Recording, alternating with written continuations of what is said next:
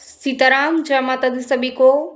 तो कुछ बच्चों का मेरे पास सवाल आया था, जैसे वो माँ काली की सेवा साधना करते हैं, तो उस टाइम पे उनके साथ में क्या-क्या अनुभव होते हैं और माँ काली किस प्रकार से उनकी परीक्षाएँ लेती हैं, किस प्रकार से आप लोगों को माँ काली की साधना करनी चाहिए, शुरू में आपको क्या करना है, अंत में आपको क्या करना है, संकल्प कैसे लेना है, ये सारी जानकारी आपको इस वीडियो में मैं दूँगी। तो आप सभी लोग अंत तक बने रहिएगा। सबसे पहले हम जान लेते हैं कि माँ काली की साधना में हमें किस प्रकार से शुरुआत करनी चाहिए। अगर आप 5 दिन की, 7 दिन की, 3 दिन की, 21 दिन की, 11 दिन की, 31 दिन की या 41 दिन की भी साधना कर रहे हैं, तो आपको सबसे पहले तो संकल्प में ये पता होना चाहिए कि आपको जाप किस प्रकार से करना है। जाप किस प्रकार से आप लोगों को करना है, सबसे पहले तो आप सभी जैसे किसी भी मंत्र को ले सकते हैं, कोई स्तुति को ले सकते हैं, कोई स्तोत्र को ले सकते हैं, माँ काली का कवच ले सकते हैं या फिर माँ काली की जो चालीसा का पाठ होता है उसका आप लोग जाप कर सकते हैं। अगर आप लोग गुरु सानिध्य में हैं तब भी और नहीं हैं तब भी। अगर आप गुरु सानिध्य में हैं तो आपको गुरु के आदेश से ही ये सब कुछ करना है, और अगर आपका कोई गुरु नहीं है तो भी आप किसी भी देवी देवता को गुरु मान करके, गुरु बना करके साधना की शुरुआत कर सकते हैं। सबसे पहले आपने संकल्प लेना है कि माँ काली मेरा नाम ये है, मेरा गोत्र ये है और मैं आपके इस मंत्र का, स्तुति का, स्तोत्र का या फिर कोई भी चालीसा पाठ है इसका इतना जाप करना चाहता हूँ, इतने दिनों तक मैं जाप करना चाहता हूँ।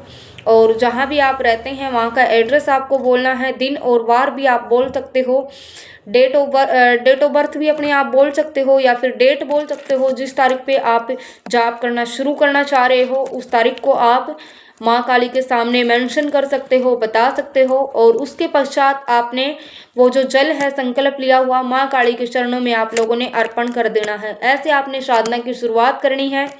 और उसके पश्चात आप जिस भी 20 मंत्र का हो या फिर कोई चालीसा हो, स्तुति स्तोत्र हो, जिसका भी डेली के रूटीन में, फिर आपने डेली से संकल्प लेना है कि मैं इतना पाठ करना चाह रहा हूँ और ये केवल आपको ही ग्रहण हो, आपके रूप में किसी अन्य नेगेटिविटी को ये ग्रहण ना हो। और फलस्वरूप इसके आपकी जो भी मनोकामना है आप वो मनोकामना बोल सकते हो। ऐसे आपने जाप करते हुए माँ काली को ये जल अर्पण कर देना है। इसके पश्चात आप उस स्तुति का, स्तोत्र का, मंत्र का जाप करेंगे। जैसे ही आपका जाप संपूर्ण हो जाएगा फिर आप ऐसे ही नाम गोत्र बोल करके, पिताजी का नाम बोल करके, स्थान का नाम बोल करके आप ये जल फिर से माँ काली को अर्पण करेंगे कि मैंने आपके इतने चालीसा पाठ का जो है या स्तुति का जो है या मंत्र का जो है जाप किया है, आप इसको ग्रहण करना, आपके रूप में कोई नेगेटिविटी इसको ग्रहण ना करें। ऐसा फिर बोलते हुए आपने जल को अर्पण कर देना है। अब बात आती है भोग की। भोग क्या दें? जो नॉर्मल भोग होता है डेली में, अगर आप साधना कर रहे हो तो डेली भोग में आप क्या दे सकते हो माँ काली को। जैसे आप अपने घर पे हलवा वगैरह बना सकते हो या 5 पतासे लौंग का भोग आप माँ काली को दे सकते हो। सिर्फ पतासों का भी भोग आप लगा सकते हो। अगर आपको शरीर पे शक्तियाँ पाने के लिए साधना करनी है तो आपको भोग जैसे अग्नि पे भोग देना होता है, अगर आपको शरीर पे शक्तियाँ चाहिए तो। और अगर आपको नॉर्मल कोई मनोकामना है या अन्य शरीर पे शक्तियाँ पाना नहीं चाह रहे, कोई किसी मनोकामना विशेष को लेकर के या कोई कार्य विशेष को लेकर के आप ये साधना कर रहे हो, तो आपको नॉर्मल भोग लगाना है। और उस भोग को आप बाद में खुद भी खा सकते हो, अपने परिवार वालों को भी खिला सकते हो, लेकिन आपने किसी बाहर वाले को भी भोग नहीं देना है। ऐसे आप माँ को भोग लगा सकते हो।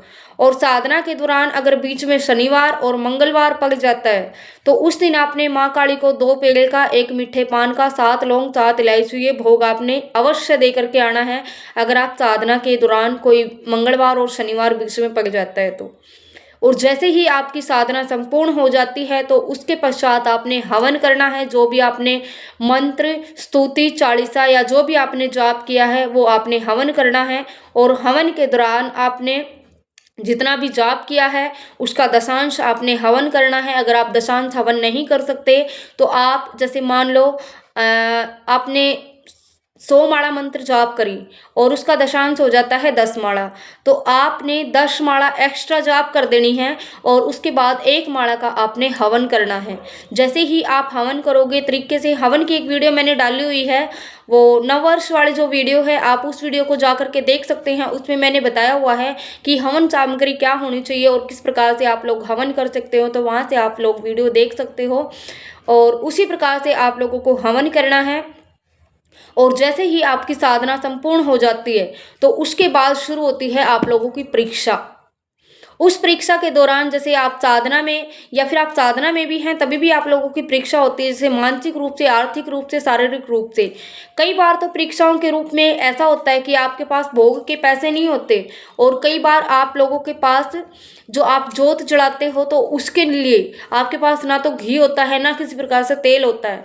और बहुत सारे बच्चे पूछते हैं कि माँ काली को हम तेल की जोत लगाएं या फिर घी की जोत लगाएं।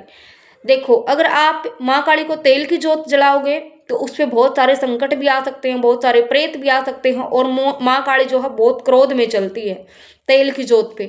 अगर आप घी की जोत जलाओगे तो माँ काली से प्रार्थना करना कि माँ शांत स्वरूप में आप केवल मुझ पर कृपा करना, शरीर पे शक्तियाँ पाना चाह रहे हो तो शांत स्वरूप में माँ आप मेरे ऊपर कृपा करना, ऐसा आप बोल करके साधना की शुरुआत कर सकते हो और घी की जोत आप जला सकते हो। अब बात आती है जैसे कि आप लोगों की साधना भी पूरी हो गई तो आप लोगों को क्या का आभास हो गए।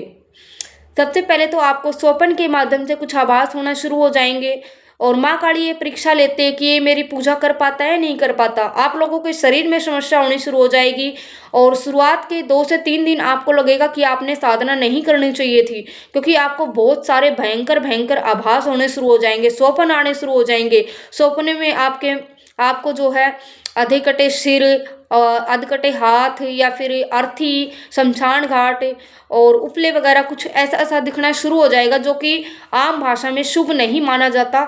वो ऐसे ऐसे स्वप्न आप लोगों को आने शुरू हो जाएंगे। तो ये कुछ भी नहीं होता, अगर आप माँ काली की सेवा साधना कर रहे हैं तो ये आम बात होती है, इसमें कोई घबराने की बात नहीं होती।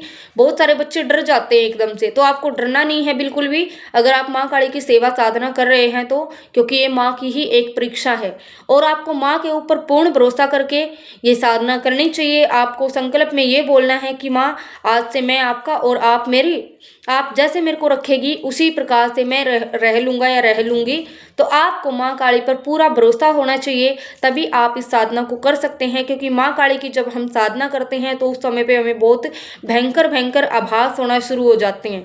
तो इन आभासों से आप लोगों को घबराना नहीं है बिल्कुल भी, क्योंकि माँ काली आप लोगों की साधना के बीच में भी और साधना के पश्चात भी आप लोगों की परीक्षा अवश्य लेंगी। और साधना के दौरान आपने जो भोग देना है, सबसे पहले अपने पितरों को भी भोग देना है, अपने इष्ट देव को भी, कुल देव को भी, कुल देवी को भी, और जो आपका ग्राम देवता आता है उसको भी भोग देना है और एक माँ चुगान वाली को भोग देना है और माँ काली को आपने भोग देना है। यानी कि जिस शक्ति की आप साधना कर रहे हो उसको तो भोग आपने देना ही देना है। उसके पश्चात आपने पितरों को, कुलदेवी को, ग्राम देवता को, माँ चुगानन को, इनको भी भोग देना है। ठीक है, तो ये सारी जानकारी हो गई कि माँ काली की साधना कैसे करनी चाहिए, किस प्रकार से करनी चाहिए, क्या क्या परीक्षाएं होती है, भोग क्या देना चाहिए, हवन कैसे करना चाहिए, किस प्रकार से जाप आप लोगों को करना चाहिए। ये सारी जानकारी माँ काली के नियमित हो गई। माँ काली का किस प्रकार से हम जाप कर सकते हैं, कोई मंत्र का, स्तोत्र का, स्तुति का या फिर किसी प्रकार से काली चालीसा का जो पाठ लोग करते हैं तो उस प्रकार से आप ये पाठ कर सकते हैं। अगर आपको ये वीडियो अच्छी लगी हो, जानकारी अच्छी लगी हो तो आप इस वीडियो को शेयर भी करिएगा और चैनल को सब्सक्राइब, लाइक और कमेंट भी कीजिएगा। कुछ समझ में नहीं आया तो आप लोग कमेंट करके पूछ सकते हैं कि आप लोगों को कुछ जो भी है वो समझ में नहीं आया तो उस कमेंट का अवश्य ही रिप्लाई किया जाएगा। सभी को सीताराम, जय माता दी, जय श्री महाकाल।